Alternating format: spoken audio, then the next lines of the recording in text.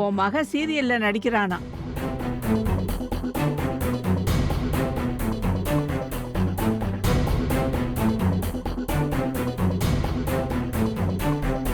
சூப்பரா நடிச்சிருந்தீங்க தம்பி.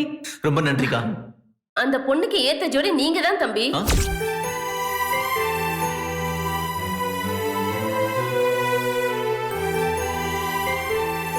கங்கா, என்ன கங்கா எதுவுமே சொல்லாம இங்க வந்து நின்னுக்கிட்டு இருக்க?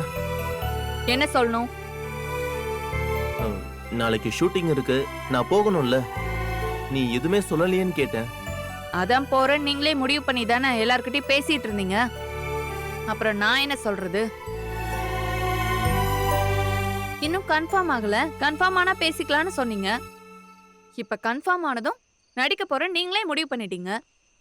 அப்புறம் நான் என்ன சொல்றதுக்கு இருக்கு? என்ன கங்கா கோவமா பேசுற மாதிரி பேசுற? பின்ன எனக்கு கோவம் வராதா? என்ன கோவம்? உன்கிட்ட கேட்காம நானே முடிவு பண்ணிட்டா தானே? நானே முடிவுலாம் பண்ணல கங்கா. நாளைக்கு வர சொல்லி கன்ஃபார்ம் பண்ணிருக்காங்கன்னு தானே எல்லார்கிட்டயும் சொல்லிட்டு இருந்தேன். முடிவு பண்ணதுனால தானங்க அவ்வளவு சந்தோஷமா சொல்லிட்டு இருந்தீங்க. வீட்ல எல்லாரும் உங்களுக்கு சப்போர்ட்டா தானே இருக்காங்க. இப்ப நான் வேண்டான்னு சொன்னா நீங்க போகாம இருக்க போறீங்களா என்ன? ஏன் கங்கா இப்படி எல்லாம் பேசுற? ஏன்னா பயம். பயமா? ஆமா, பயம்தான். இருக்கிற பொழப்ப கெடுத்துக்குவோமோன்னு பயம். நான் தான் அப்பவே சொன்னேன்லங்க, நீங்க நடிக்க போயிட்டா கடையை யார் பாத்துப்பான்னு. என்னால தனியா முடியுமா?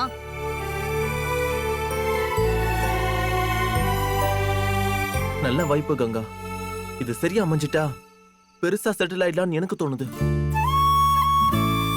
வீட்ல கூட எல்லாரும் அதானே சொன்னாங்க. நீ மட்டும் ஏன் கங்கா இப்படி சொல்ற? ஏன்னா நான் உங்க பொண்டாட்டிங்க.